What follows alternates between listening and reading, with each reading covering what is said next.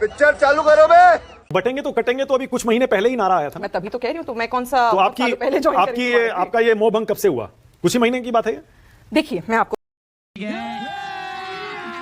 अभी मजा आएगा ना भिड़ो बताती हूँ, बहुत एग्जैक्ट मतलब तभी से शुरू हुआ। मैं आपको मैं बताती हूँ। जैसे कि मैंने शुरुआत में कहा कि मैं एक परिवार से आती हूँ। भारतीय जनता पार्टी मेरा एक परिवार था, जिस परिवार में कुछ खामियां मैंने देखी और मैंने लगातार उनको बोला, पॉइंट आउट करा, चिन्हित करा कि ये मत करिए। चाहे वो पिछले चुनावों में केंद्रीय मंत्री का, राज्य मंत्री का ये कह देना हो, गाली दे देकर, आपको याद होगा 2020 में किस प्रकार अनुराग जी ने और परवेश वर्मा जी ने बोला था। 2020 गोली मैं बता रही हूँ, I'm coming to that. Just allow me सही पकड़े हैं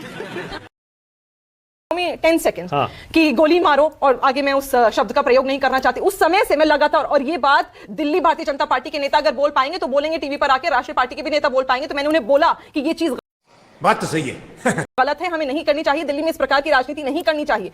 लगातार 2020 मैं आ रही हूँ लगातार बहुत सारी चीजें, 5 साल जहर कड़वे घूंट पीती रही। This is one of the instance. Triple तलाक पे मुझसे ज्यादा लड़ाई माना जी आपकी डिबेट पर बैठकर किसी ने नहीं करी होंगी, आंखें लाल करी होंगी। और मैं आज भी ट्रिपल तलाक को के विरोध में खड़ी हूं, लेकिन उसके साथ आपने कितनी इंप्लीमेंटेशन करी, कितनी एफआईआर आपने दर्ज करी, कितनी महिलाओं को आपने एम्पावरमेंट किया, कितने आपने वहां पर केसेस रजिस्टर करे और आप उनके ऊपर संज्ञान ले रहे हैं? कुछ नहीं कर रहे हैं, क्योंकि आपको तुष्टीकरण की राजनीति कर रही है तो आपको मुसलमान का ट्रिपल तलाक और यूसीसी याद आ जाता है। रिप्रेजेंटेशन की बात आती है तो आप ध्यान भी नहीं देते हो। बटेंगे तो कटेंगे, आप समुदाय को चाबी लगा रहे हो कि आप ये बोलोगे तो एक मुसलमान जो है वो चिड़ेगा, चिड़ के कुछ आतंक मचाएगा। तो याद रखना, मुसलमान इतना कमजोर नहीं है कि इन बेशर्मो शर्म करो शर्म।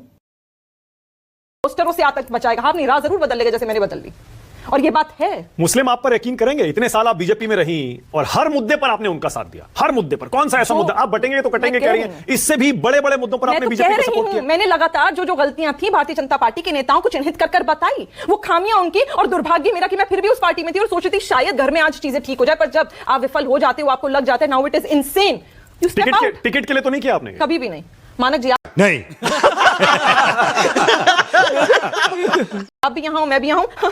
टीवी में मेरे साथी जो उस तरफ बैठकर देख रहे हैं, मैं बहुत, मेरी उम्र मैं बताना नहीं चाहती अभी, पर जो मुझे जानते टिकट की भी मेरी इतनी उम्र नहीं हुई है कि मेरी टिकट की उम्र निकल गई और टिकट नहीं मिलेगा। चुनाव लड़ने की राजनीति अलग होती है, काम करने की राजनीति अलग होती है, और संगठन की राजनीति अलग होती है। मैंने लगातार देश की, दिल्ली की, उत्तर प्रदेश की जनता की सेवा के बारे में सोचा है, मुसलमानों को आगे बढ़ाने के लिए सोचा है, और इसीलिए मैंने ट्रिपल तलाक में महिलाओं का समर्थन भी किया। इतनी बुरी पार्टी होती तो आप कितने साल रही? 7 साल आप इतनी बुरी पार्टी में रह गई।